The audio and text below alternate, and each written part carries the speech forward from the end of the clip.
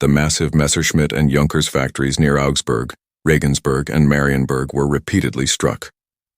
The ball-bearing plants of Schweinfurt, targets of catastrophic unescorted raids in 1943, were finally neutralized in 1944, this time under the watchful guns of P-51s, and the bombers, B-17s and B-24s, were surviving in numbers that previously seemed impossible.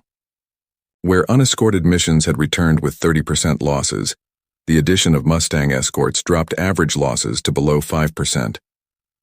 Air crews noticed the difference immediately. The psychological burden, once crushing, began to lift. Gunner diaries began to reflect hope. Pilots trained in new formations.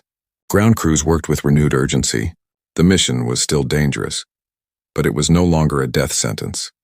The Mustang had changed the emotional temperature of the air war, and beyond the numbers, it had changed strategy.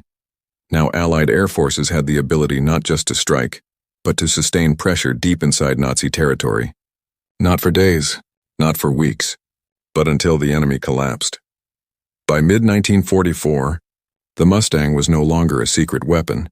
It was the tip of the spear in a strategy that was now working. In Germany, the effects were becoming impossible to ignore. Aircraft output was falling, fighter squadrons were fragmented, radar stations reported fewer successful interceptions, and above all, the Luftwaffe was losing pilots faster than it could replace them.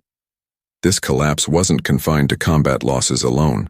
German pilots, aware of the changing balance in the skies, were now flying missions with shorter loiter times, avoiding aggressive engagements, and in some cases disengaging entirely, because they knew the P-51 could reach them anywhere, and the Mustang wasn't fighting